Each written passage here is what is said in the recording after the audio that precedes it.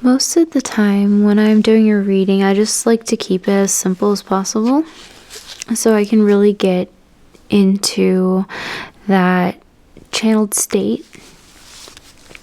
So preferably for me, if someone gets a reading, I'll usually ask them, what would you like the reading about? Do you have something specific, or do you just want to do a general reading? And oftentimes people will actually say that they want a general reading, I feel. So with that, to me, it makes it kind of easier. But at the same time, when someone has a question, it narrows it down. But it's difficult to put into words, because either way, even if they do have a specific question, I feel as though I would probably channel very similar messages for the general reading. But it is nice if someone really has something specific.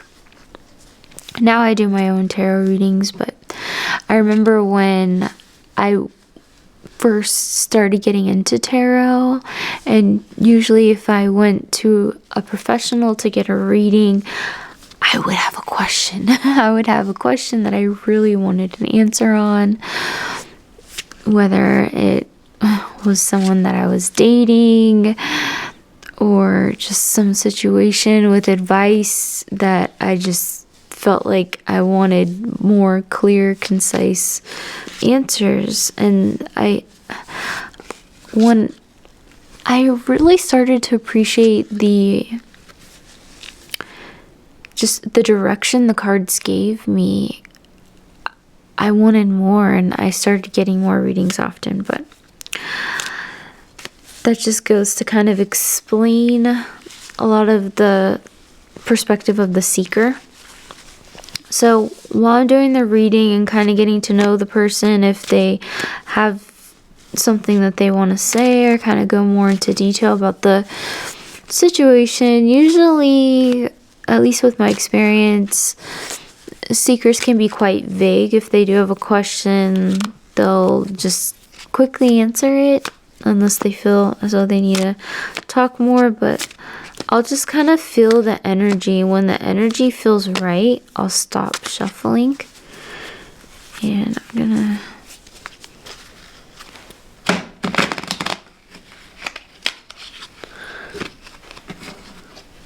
shuffling with these gloves is not the easiest. It's just they're so smooth.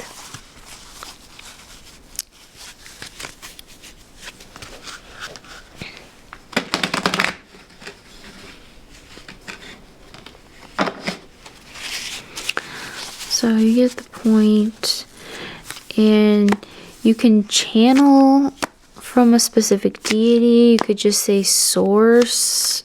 You can just channel from yourself. Some people, I would say some people will word it as their higher self. You could channel from your shadow self, and then just keep an open mind when you're reading the cards. I don't know, with reversals, I don't really tend to read reversals, but if I do see a reversal, it's kind of rare. But I try to avoid getting reversals, because when I look at cards, I have a balanced perspective anyway, so I don't really look at each card as having two different polarities. I mean, essentially, I just kind of combine. I don't see the polarities as separate. So I'm kind of ready, or at least I try to encompass both polarities of each card. So then for me, the simplest way to do a reading is when I feel like I'll just split the deck into 3, or divide the deck into 3 piles. And then I'll usually put my hand over each pile. And see, for me, it was the middle pile. I'll just see if I can feel the energy. And when I put my hand over, and it doesn't always happen, but it happens a lot of the time, where if a certain pile is just calling to me, like I'll just kind of just feel the energy go up my arm. If it doesn't happen and you're not kind of sure which pile you should pick after that, I would just keep doing it. It doesn't have to be how you feel for the energy. Sometimes it can be just what's eye-catching. Maybe just the first one, just looking at it, you just kind of know. I feel it's kind of almost similar to pick-a-piles, where for a pick-a-card reading, especially the ones on YouTube, oftentimes readers, they'll have different objects on each, and it's kind of which one you're attracted to. It's a similar kind of thing. So anyways, when I pick the pile, most of the time I'll just do a 3-card tarot reading. I feel like that's enough to really get the idea of what's going on and challenge things. I've been channeling.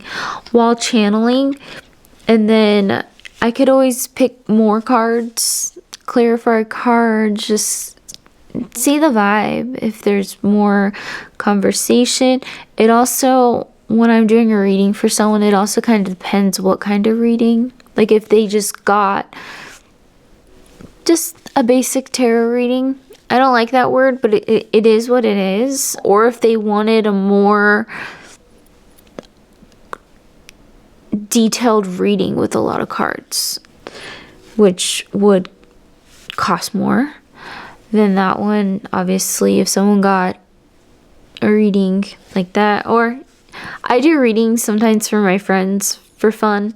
I've had it to where me and my friends, we do readings for each other, or if it's, I feel like I like to stay practiced with it. So if I feel as though it's been a while since I've done a reading for someone else, I'll usually ask one of my friends if they want a reading. Most of the time they'll say yes.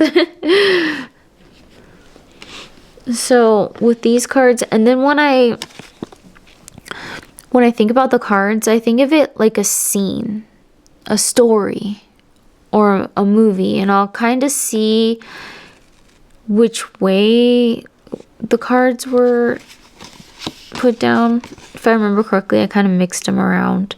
Sometimes I'll put them from right to left or left to right. The first deity that I ever evoked was Thoth, or Toth. And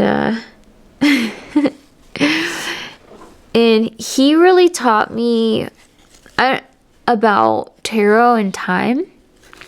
He was explaining to me that, especially when I was using the Thoth tarot deck, I don't have that deck anymore, but so I was really channeling him with that, which actually might have been one of the main reasons why he was one of the first deities I was really channeling, because I wanted to with the cards.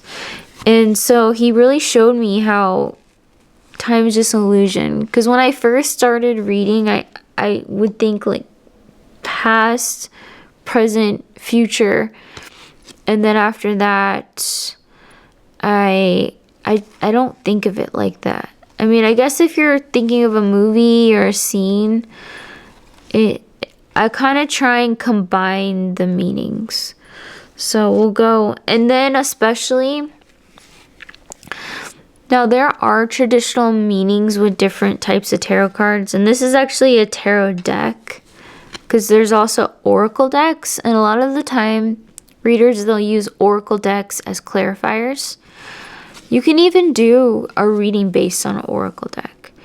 I find it easier though to do the reading based on the tarot, just because there's such rich history with the meanings of the cards, and you could always change the meanings. For example, the Tower card, that doesn't, I mean, it would be difficult to look at the Tower card and try and completely change it, because just the vibe of it has a certain energy. But at the same time, it could, you could change it, and you can change it a lot, you can change it slightly. It could depend on the channeled message. I haven't dedicated this deck to a particular deity yet, but I've been thinking about dedicating it to Baba Yaga. Most likely, she's just a deity I've been working with more recently, and she wants to guide me more with my magic. I still might not, just because I haven't even done that yet. You can have that deity help strengthen your connection with the cards. I've done that with some of my decks.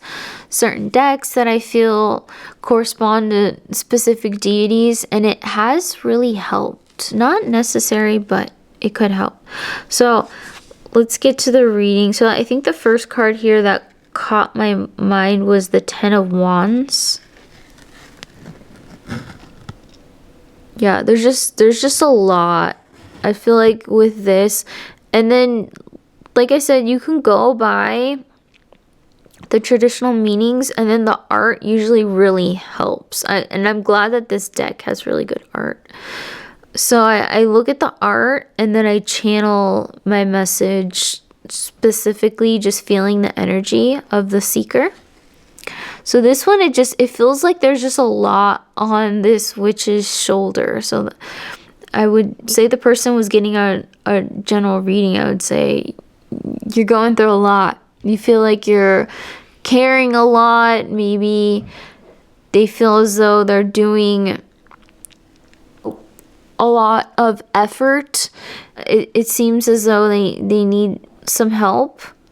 But I mean, it's funny, like how the cat's on her shoulder. When I said it feels like there's a lot. That saying, it just feels like they're carrying a lot. And the cat. So, but she's struggling, but she still got it. You see how she's holding them all? I don't see any. Some of the brooms are dragging. It's okay on the bristles, but it seems like she's handling it. And it's just, in this specific incident, I would just say, hey, what you're going through, there's a lot, but I think you can handle it. And she's going up the mountain. She's trekking up with that goat-like energy. She has a lot of challenge. And then 10 is usually completion. It seems like she's going up and up and up. Sometimes tarot readers can really tap into the energy well and give details on the situation. Maybe the seeker hasn't even told anyone else or didn't even realize. So with this, I would say keep doing what you're doing. It's a struggle, and there's a lot helping carry through this situation, and you're going to the top. Just tread carefully, because this seems like a lot, and there's a lot of rocks. This looks like a difficult type journey. So it obviously, and say if I was thinking in this situation, if someone wanted a general reading, and it's January right now for me, and so keep on that momentum for the new year. So it really depends on the time of year. Keep up with all your goals, and maybe you have a lot of goals and resolutions. Keep the momentum going. So that's what I'm channeling for this reading. Then we have the Three of Pentacles. Interesting how there's 3 cats, and then there's 3 people, and they have the 3 pentacles with the art. It's interesting how one person, it doesn't look like they have, the guy in the back doesn't look like he has a paintbrush. The 2 women do have paintbrushes. One has 2. So I would, for this one, and Pentacle is more of this earthly realm, but I would still really focus it on, obviously, creativity with this specific card, and how each pentacle is just so different. I would say diversify your creativity, but also collaborate with others with what you're doing, because maybe one is used to just observing, like the guy in the background, or the girl that has one brush, she seems really focused. Then there's the other girl who has two brushes. Maybe she feels like she does more for her creative projects when she's working with others. So I feel as though this is kind of saying, hey, it needs to be balanced out a little bit more. Especially with the yellow pentacle, it's more filled in. It just, there seems to be an unbalance, and it's kind of a common theme with 3. And then the 3 cats, it's kind of, I feel as though this card is also saying balance your creativity with your personal life. And so then we have the moon. Ooh, yeah. The moon card. And then the shadow of the witch. So encompassing that whole scene, reflecting on yourself and what you're going through. Because I feel as though, talked about time, but being in the present moment encompasses a lot. It encompasses what you're going to be doing in the future, what you're reflecting on in the past. But I see with the balance and the endurance from the other cards, and then this shows great reflection. I see there is going to be massive transformation, if you can see with the reflection of the cat looking more like a panther in the reflection. It could also be channeling, I feel as though, that beast like nature. It's interesting how the witch too is a shadowy figure. A lot of that has to do with the light, with lighting. It'll create that shadowy resemblance. But yeah, definitely a subconscious type of feeling, tapping into that inner beast mode, tapping into that shadow side, and with spirituality, how the witch is on the broom. And also connecting more with not just the moon, but the stars. Yeah, the constellations and astrology and all that kind of stuff. You just kind of go with it, and then the more comfortable you get, the easier it's going to be. Yeah, that's really just a simple way of doing a reading. That's how I do them for a client or a seeker when I just want to do something really basic. There's other kind of readings I can show you how to do a longer collective reading and explain just tapping into the energy of that. I can also show how to do a pick a card reading.